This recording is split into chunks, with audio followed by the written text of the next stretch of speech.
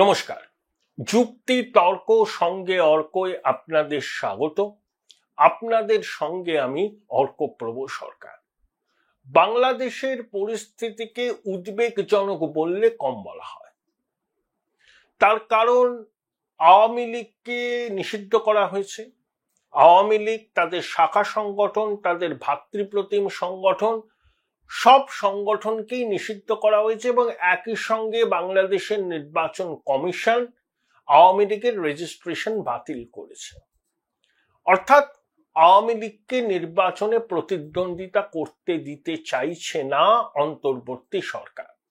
এবং ঢাকায় আন্তর্জাতিক অপরাধ ট্রাইব্যুনালে চিফ প্রসিকিউটর তাজুল ইসলাম যে রিপোর্ট পেশ করেছেন তাতে বলা হয়েছে যে গণ অভ্যুত্থান দমন করতে শেখ হাসিনা বাংলাদেশের মানুষের উপর নিরাপত্তা বাহিনীকে গুলি চালাতে এবং হত্যা করতে নির্দেশ দিয়েছিলেন। স্বভাবতই শেখ হাসিনা এবং আওয়ামী লীগ এসব মানেনি। তারা বলেছে যে ইউনূসের অন্তর্বর্তী সরকারের কোনো বৈধতাই নেই, যে সরকার অবৈধ, অনির্বাচিত এবং অসাংবিধানিক। সেই সরকারের হিম্মত নেই যে বাংলাদেশের সৃষ্টির সঙ্গে যে রাজনৈতিক দলটি যুক্ত সেই দলকে নিষিদ্ধ করে। এখন প্রশ্ন হলো, শাহবাগ চত্বরে স্লোগান উঠেছে, গোলাম আজমের বাংলাদেশে আওয়ামী লীগের ঠাঁই নেই। খুব তাৎপর্যপূর্ণ। শাহবাগে আইসিস এর পতাকা দেখা গেছে, হিজবুত তাহরীরের পতাকা দেখা গেছে। তা গোলাম আজম কে? আপনারা সবাই জানেন, রাজাকার, মুক্তিযুদ্ধ বিরোধী শক্তি। হেন কোনো অপকর্ম নেই সে করেনি। সে গোলাম আজমের বাংলাদেশে আওয়ামী লীগের ঠাঁই নেই, তার মানে রাজাকার, আল বাদার, আল শামসের হাতেই বাংলাদেশ চলে গেছে। জামাতে ইসলামীর সব সাঙ্গপাঙ্গ, এরা তো প্রথম থেকেই বাংলাদেশের মুক্তিযুদ্ধের বিরোধী। এরা মনে করে বাংলাদেশের সৃষ্টি ইসলামী ঐক্যের পরিপন্থী এবং জিন্নাত দ্বিজাতি তত্ত্বের মূলে কুঠারাঘাত। এখন মুক্তিযুদ্ধ বিরোধী শক্তি ক্ষমতায় আছে, তাই তারা মুক্তিযুদ্ধকামী মানুষের উপর অত্যাচার করছে, আওয়ামী লীগের কণ্ঠরোধ করছে। এবং 2009-এর 6ই জানুয়ারি থেকে 2024-এর 5ই অগাস্ট এই কাল পর্বে আওয়ামী লীগ অসংখ্য অত্যাচার করেছে, বিরোধী কণ্ঠস্বর স্তব্ধ করেছে, গুম করেছে, খুন করেছে, ধর্ষণের মতো কাণ্ড করেছে। এগুলো সবই মানবতার বিরুদ্ধে অপরাধ, সেই জন্য তাদের বিচার করতে হবে। কিন্তু 71 সালে জামাতে ইসলামী এবং তার সঙ্গী সাথীরা পাক বাহিনীর সঙ্গে মিলে যে 30 লক্ষ বাঙালিকে খুন করেছিলেন, 2 লক্ষ মাতৃশক্তির সম্ভ্রমানী হয়েছিল, তাদের বিচার কিভাবে হবে? শেখ হাসিনা আওয়ামী লীগ তাদের বিচার করেছেন, কিন্তু সেই বিচার এখনো সম্পূর্ণ হয়নি। তাহলে এই স্লোগানটা এটাই প্রমাণ করে যে বাংলাদেশ এখন জঙ্গি জিহাদিদের দখলে, মুক্তিযুদ্ধ বিরোধী শক্তি, সন্ত্রাসবাদীদের দখলে বাংলাদেশের রাষ্ট্র ক্ষমতা। এবং ইউনূস জঙ্গি জিহাদিদের দাবি বিনা বাক্যবায়ে মেনে নিচ্ছেন। কেন মেনে নিচ্ছেন? এই জঙ্গি জিহাদিরাই তাকে সমর্থন করেছেন। বৃদ্ধ ইউনূস একটা জিনিস বুঝে গেছেন, যে জীবনের উপান্তে পৌঁছে যে রাষ্ট্র ক্ষমতা, সুযোগ সুবিধা তিনি ভোগ করছেন সৌজন্যে জঙ্গি জেহাদিরা। সুতরাং জঙ্গি জেহাদিদের চটিয়ে তিনি এমন কোনো পদক্ষেপ করবেন না যাতে জঙ্গি জেহাদিরা তাকে ক্ষমতা থেকে ছুঁড়ে ফেলে দেয়। ইউনূস ক্ষমতালোভী, যে সামান্য গ্রামীণ ব্যাংকের ম্যানেজিং ডিরেক্টরের পদ ছাড়তে চায় না, 86 বছর বয়সে পড়ে পাওয়া 14 আনার মতো বাংলাদেশের রাষ্ট্র ক্ষমতা যে ভোগ করছে, সে ছেড়ে দেবে? ছেড়ে দেবে না। এখন প্রশ্ন হলো, হোয়াট নেক্সট? এটাই হচ্ছে সব থেকে বড় প্রশ্ন। দেখুন, পাকিস্তান বাংলাদেশের মাখামাখি এখন আর নতুন কিছু নয়। পাকিস্তানের বিদেশমন্ত্রী এবং উপপ্রধানমন্ত্রী ইশাক দার ভারত বাংলাদেশ সাম্প্রতিক সংঘাতের পরিস্থিতিতে বাংলাদেশের পররাষ্ট্র উপদেষ্টা তৌহিদ হোসেনকে অবহিত করেছিলেন। সিচুয়েশন সম্পর্কে, এবং একই সঙ্গে তিনি আর্জি জানিয়েছিলেন যে বাংলাদেশের সেনা পাকিস্তান সেনার সঙ্গে কাঁধে কাঁধ মিলিয়ে লড়াই করুক ভারতের বিরুদ্ধে, এবং বাংলাদেশের মাটিতে পাকিস্তান সেনা আসুক, বাংলাদেশ সেনা এবং পাকিস্তান সেনা যৌথভাবে সেভেন সিস্টারকে আক্রমণ করুক। ইউনূসের অন্তর্বর্তী সরকারের অনেক উপদেষ্টার মনের কথা এটা। অবসরপ্রাপ্ত সেনা কর্তারা সেভেন সিস্টার ছিনিয়ে নেওয়ার হুমকি দিচ্ছে। ইশাকদারের এই বক্তব্য, আপনারা ক্রোনোলজিটা বুঝুন।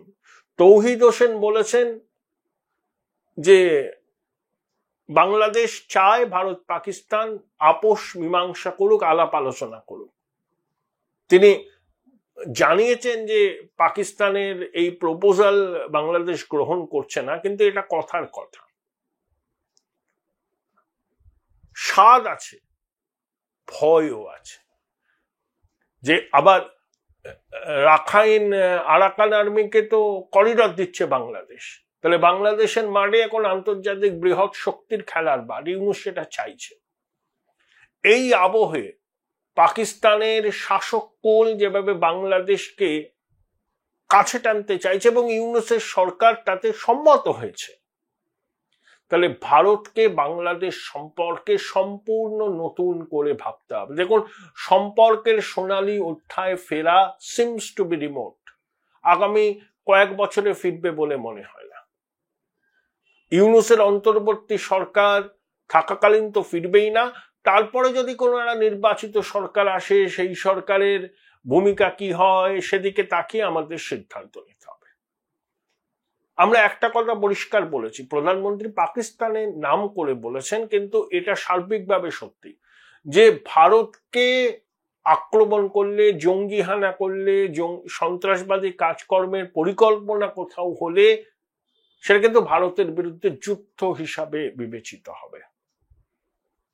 পাকিস্তান তাও তো সামরিকভাবে অনেকটা শক্তিশালী, বাংলাদেশের তো কোনো ক্ষমতাই নেই, কোনোদিন যুদ্ধপুদ্ধ কিছুই করেনি। বাংলাদেশের সেনাবাহিনী শুধু রাষ্ট্রপুঞ্জের পিস কিপিং ফোর্সে যায়।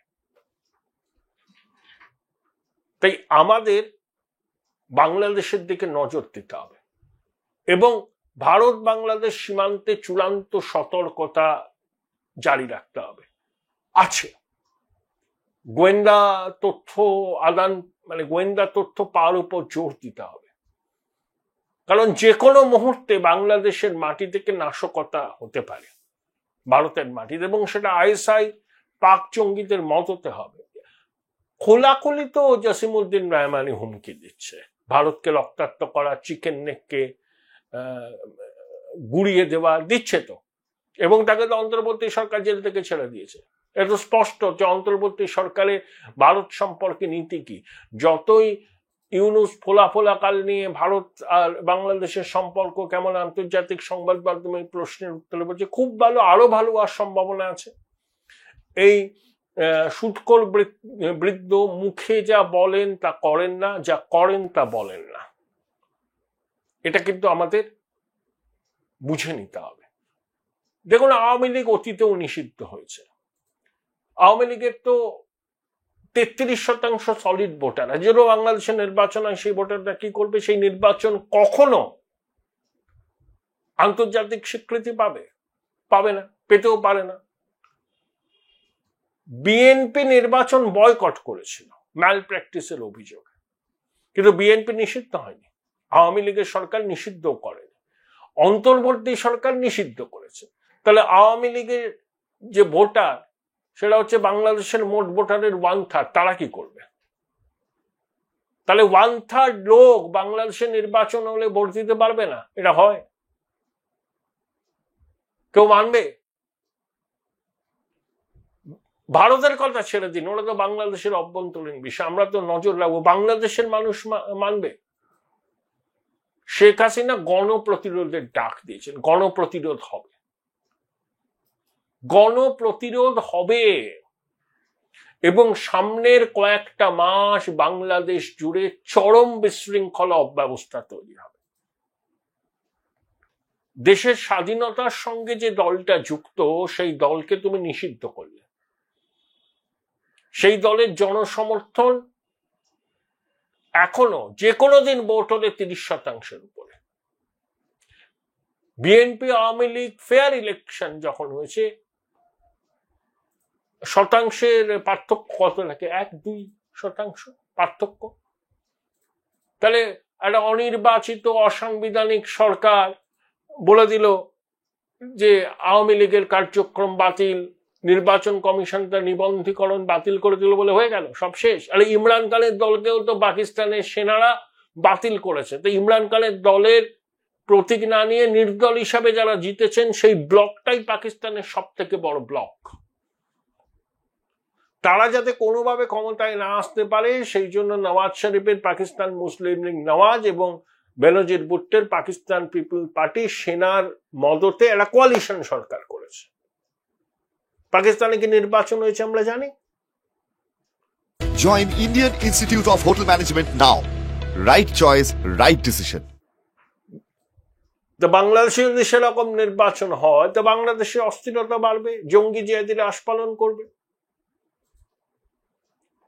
এবং ইউনূস গদি ছাড়তে চাইবে না। বিএনপি হচ্ছে অবস্থা খুব খারাপ।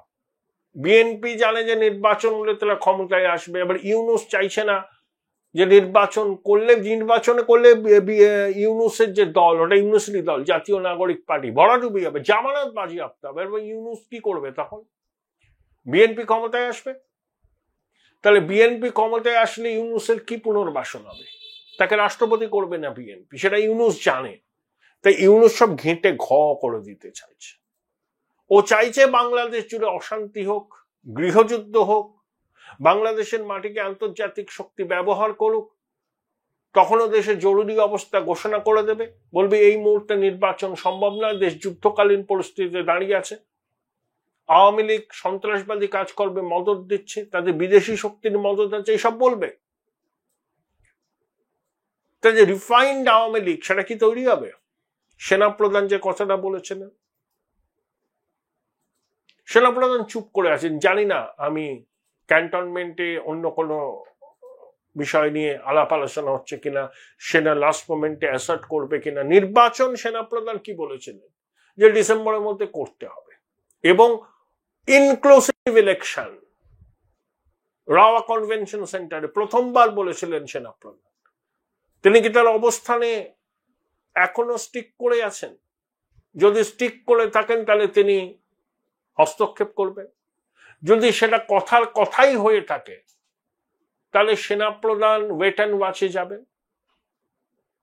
এখন যা পরিস্থিতি, বাংলাদেশে নির্বাচন হবে কি করে? আওয়ামী লীগকে বাদ দিয়ে নির্বাচন হবে না, সেই নির্বাচনকে কেউ স্বীকৃতি দেবে না। দেশের 1/3 লোক ভোটই দিতে পারলো না, তাহলে সে নির্বাচন আবার নির্বাচন নাকি? এই যে ইউনূস আর তার জঙ্গি সহযোগীরা কি বলে যে আওয়ামী লীগের সময় নির্বাচন নামে প্রশ্ন যে বিএনপি বয়কট করেছে নির্বাচনের কারচুপির অভিযোগে, তাহলে সেম থিং হতে যাচ্ছে যদি অন্তর্বর্তী সরকারে নির্বাচন করে এবং সেই নির্বাচনে আওয়ামী লীগ যোগ না দেয়। কিন্তু আমাদের উদ্বেগটা অন্য। এইরকম পরিস্থিতিতে অস্থিরতার সুযোগ তো জঙ্গি জিহাদি সন্ত্রাসীরা নেবেই। দেখুন, ভারত বাংলাদেশের সম্পর্ক এখন কাজ চালানোর মতো। আমরা পূর্ণ কূটনৈতিক স্বীকৃতি দিইনি, দেব না যতক্ষণ না জনগণের ভোটে একটা নির্বাচিত সরকার আসে। তবে একটা কথা নিশ্চয়ই ইউনূস বুঝতে পেরেছে, তার জাতীয় নিরাপত্তা উপদেষ্টা বুঝেছে, তার পররাষ্ট্র উপদেষ্টা বুঝেছে, অপারেশন সিন্দুর আমাদের ডক্ট্রিনে একটা প্যারাডাইম শিফট। অর্থাৎ জঙ্গি হামলা হলে সে যেখান থেকেই হোক না কেন সেটা ভারতের বিরুদ্ধে যুদ্ধ হিসাবে ভারত ট্রিট করবে। এই বার্তাটাই বাংলাদেশকেও দেয়ার। যা করবেন ভেবে চিন্তে করবেন। আপনাদের অভ্যন্তরীণ রাজনীতি কি হবে সেটা আপনাদের দেশের মানুষ ঠিক করবে, আমরা কেউ নয় বলা। আমরা একটাই আমাদের কনসার্ন, বাংলাদেশের মাটি থেকে ভারত বিরোধী কাজ যেন না হয়। ইউনূসের অন্তর্বর্তী সরকারের উদ্যোগ নেই ভারত বিরোধী কাজ বন্ধ করার, কারণ ভারত বিরোধী জঙ্গিরাই তো ইউনূসের মদতদাতা। তো ইউনূসের অত হিম্মত আছে যে জঙ্গি পরিকাঠামো ধ্বংস করবে, জঙ্গিদের দলপাকড় করবে? করবে না। তাহলে আমাদের দ্বিগুণ নজর দিতে হবে, ভিজিল বাড়াতে হবে, সেনাকে অ্যালার্টে রাখতে হবে। ওই সামান্য হামলা হলেও সেটা ভারতের বিরুদ্ধে যুদ্ধ ঘোষণা, আর ভারতের বিরুদ্ধে যুদ্ধ ঘোষণা এবং তার ভারতের প্রত্যুত্তর কি হয় সেটা পাকিস্তানের শাসককুল জানে, ইউনূসের নতুন মিত্র তারা জানে। আর বাংলাদেশ পুচকে দেশ, নরক দেশ, অশান্তির দেশ। সাবধান ইউনূস, সাবধান, বাড়াবাড়ি করবেন না, ক্ষতি হবে বাংলাদেশের সাধারণ মানুষের।